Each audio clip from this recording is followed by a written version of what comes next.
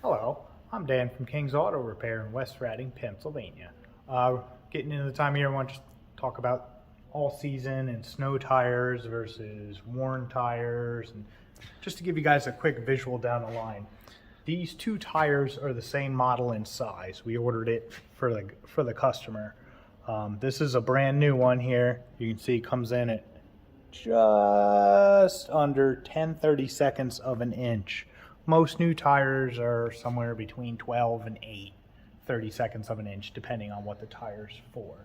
So this will be a brand new one. This is an all-season tire that really is, we'll call it a 3.5 season tire. You get real snow, this isn't going to do great. We'll go to the newer snow. This snow, it's not a brand new tire, but it doesn't have many miles on it as I drop the gauge. And I'll show you that this one comes in at almost 12/32. And the big difference here with a snow tire is all these little grooves. These are called sipes. And that's all designed to grab the ice and the snow, as well as it's a much softer compound tire. This is truly a one-season tire. If you run these in the summertime, you will wear them out. I've actually seen some chunk apart on a really hot day because the rubber is designed to work in the cold. Step down to this snow tire is about halfway worn. This is where you want to start getting snows off. This one comes in at about, the best number here is 6/32. You can come down here to the edge and get it at about a 4. Some snow tires actually lose their snow rating once they wear down because they do need to dig down through. So, and again, this one has a bunch of different siping. It has this V-tread. It's all designed to get snow and junk out so the rubber can hit the road.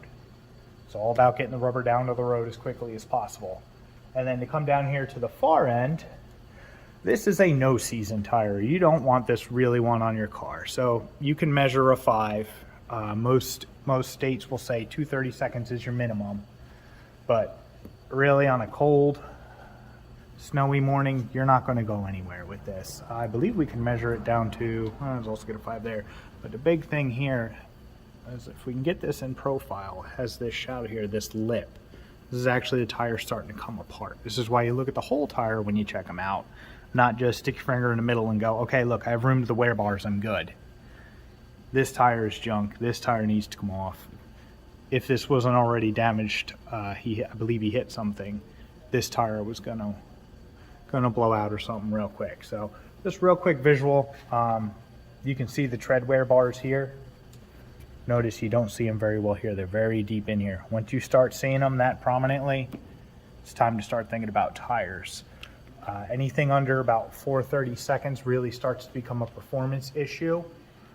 And like I said, most states will say 2 to 3/32 minimum. Really, if you're in the late fall and you're at 4 or 5, it's time to start thinking about tires. No matter how fancy all the safety systems on your car, how trick your all-wheel drive system is, if you don't have good tires, they're all useless.